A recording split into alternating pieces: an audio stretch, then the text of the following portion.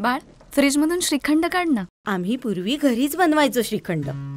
त्याची चवच वेगळी होती. आता काय सगळं रेडीमेड. आजी, हे श्रीखंड खाऊन बघ. आज तुझ्या आईनं घरीच बनवलं की काय? हे आहे गोकुळचं श्रीखंड. अगदी जिभेवर रेंगाळणार. जिभेवरच नाही तर मनावरही रेंगाळणार. गोकुळ श्रीखंड, मनावर रेंगाळणार. दुभत्या गायी आणि म्हशीचे संगोपन करताना बंदिस्त गोठ्याऐवजी मुक्त संचार गोठा पद्धतीचा अवलंब केल्यास शेतकऱ्यांचे कष्टही कमी होतात व जनावरांचे आरोग्य देखील चांगले राहते. परिणामतः दूध उत्पादनात वाढ होते, असे मत गोकुळचे संचालक माजी आमदार डॉक्टर सुजित मिंचेकर यांनी व्यक्त केले. ते कबनूर येथील दूध संस्थांना व गोठा भेटी दरम्यान बोलत होते. जनावरांचा सांभाळ करताना त्यांना वर्षभर चांगली सावली व बसण्यासाठी कोरडी जागा लागते. मुक्त संचार गोठ्यामध्ये झाडांची किंवा शेडची सावली जनावरांना लाभदायक ठरते.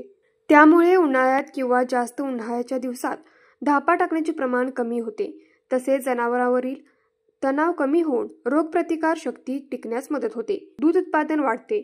मुक्त गोठ्यात गायी व वासरे मुक्त वावरत असल्यामुळे त्यांचा चांगला व्यायाम होऊन शरीरांची संतुलित वाढ होऊन रोगप्रतिकार शक्ती वाढते. परिणामी आजारांचे प्रमाण कमी होते. त्याचबरोबर जनावरे चांगल्या प्रकारे माजावर देखील येतात व माजाची लक्षणे लवकर ओळखण्यात मदत होते. मुक्त गोठा पद्धतीमध्ये पाणी पिण्याच्या हौदामध्ये किंवा कुंडीत असल्याने तहान लागेल तेव्हा जनावरांना पाणी पिण्यास मिळते. हिरवा चारा, वाळला चारा व पिण्याचे पाणी या सर्व माध्यमातून जेव्हा जनावरांच्या शरीरात 4 ते 5 लिटर पाणी जाते, त्यामुळे जनावरांची पचनशक्ती सुधारते व त्याची दूध वाढीस नक्कीच मदत होते, असे डॉक्टर मिंचेकर म्हणाले. दरम्यान येथील समर्थ महालक्ष्मी बालाजी व गणेश दूध संस्थांना भेटी दिल्या. यावेळी प्रमोद पाटील, नितीन काडाप्पा, अरुण केटकाळे, अजित शिरगुप्पे, अविनाश शिंदे, विशाल कमलाकर यांच्यासह संस्थेचे सचिव व दूध उत्पादक उपस्थित होते. न्यूज मराठी 24 साठी विनोद शिंगे, हातकणंगले.